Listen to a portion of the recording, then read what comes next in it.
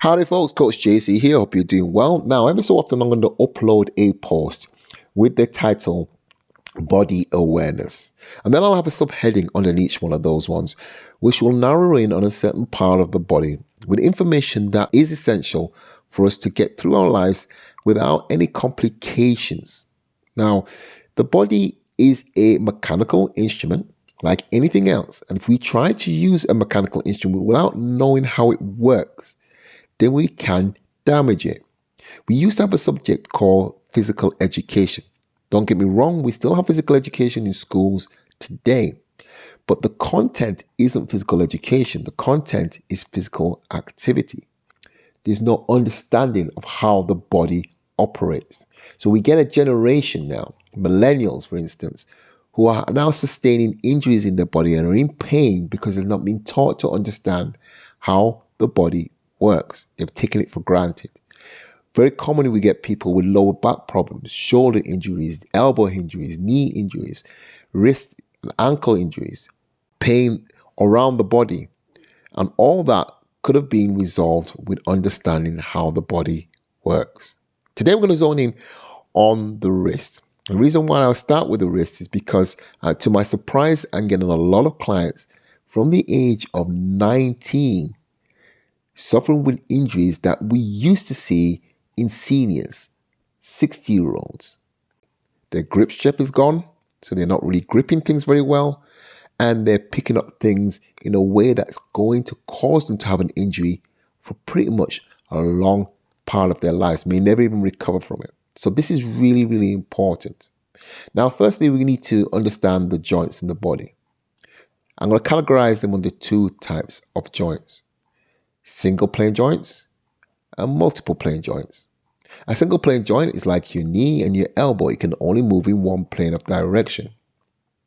If your knee or your elbow can move in numerous planes of direction, which could be side to side, front and backwards, and turning, then your joint is what you call hypermobile. It shouldn't be hypermobile because it is compromising its stability. Of course, now we've got the joints which are multiple plane joints, like your shoulder, your ankle, and your wrist. It can go forwards, backwards, side to side, and rotate. The benefit of that is it can move the body and parts and objects with precision. I want it to go there, therefore it will go there. I'm throwing something, and if I throw something, it goes exactly where I want it to go. I'm striking something. This is all the use of these multiple plane joints. The wrist must come into play. Without that, it won't go where we want it to go. So imagine a tennis player who is striking a ball. If they don't know that the wrist needs to be pronated and rotated at the right time, the ball will just go out of the court. But remember, they have specific roles, their strengths and weaknesses. So if you're trying to pick up something heavy and you use your wrist to maneuver it, there is a big risk of you injuring yourself with it. And this is what I see a lot. Mothers picking up their children and they are flexing their wrists. And of course, it's going to go.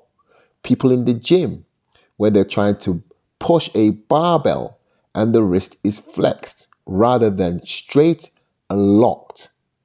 People punching when we do boxing work, for instance, or pad work, the wrist is flexing on strike.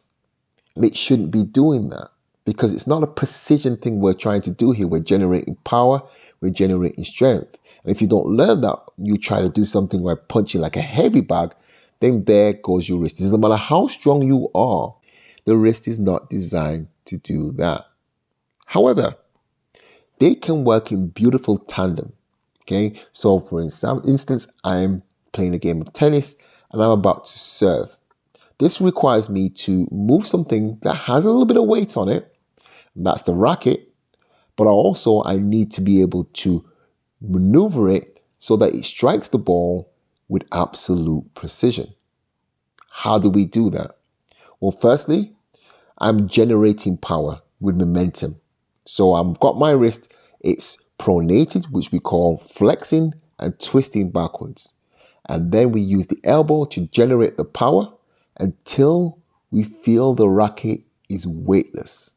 Now, if it's not generating weightless with enough power and speed, then you will not be able to manipulate the racket to turn and strike at the same time. That sounds a little bit complicated what I'm saying for a child to learn. So you can see how it's very hard to teach that in physical education. But when children play sports, they naturally become aware of this, that weightlessness. If I'm using a kettlebell and I'm teaching people how to use a kettlebell, you can see the ones who were pretty good at sports because they wouldn't thrust the weight with their arm. They would use their hips because they know that the hips is going to generate the most power. The hips will push the kettlebell up in the air until it feels weightless. When it feels weightless, then you can redirect the kettlebell. You don't do it at any other time. So you will see people who really know how to use a kettlebell because they'll be using their arm, which we call arm dominance, to lift it. And that's kind of pointless because the kettlebell is not for the arm. It's for the body. Also, we could think of an implement which you will see images of me in my Instagram using, and that is the heavy club.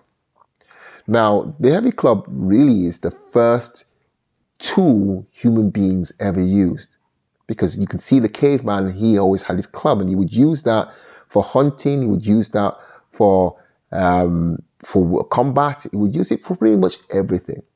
If he didn't know how to use his wrist at the right time, then that thing would be useless for him. But for generations and generations, we learned how to use those things. And when I'm using that club, you'll be surprised how remedial we've become when it comes to using a club. Because I'm now doing different maneuvers, which for example includes maneuvering around my back, known as the gamma cast or the shield cast.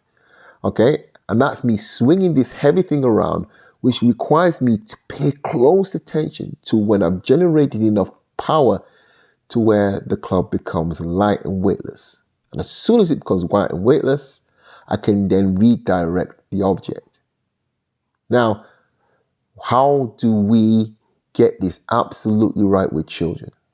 We go back to playing sports. So we will encourage your children to play sports, which include striking something, throwing something, and carrying things. And then they'll become more naturally aware of that weightlessness, which we call the body awareness.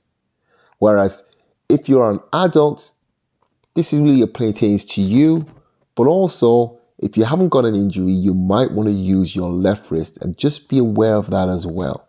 Okay, so just to recap on everything and summarize, the wrist is not designed to maneuver a heavy weight or to generate power. That is what the single playing joints are for. And they work together to generate power. You get that weightlessness, and then you can use your wrist to redirect it and get the position you're looking for. Hopefully that's clear. If you have any queries, by all means, you can post a question, but please like, subscribe. But more important for me is that you share my work, because then we can grow, and with that growing, we become more sustainable. Thank you very much for your time, and I'll see you in the very next post.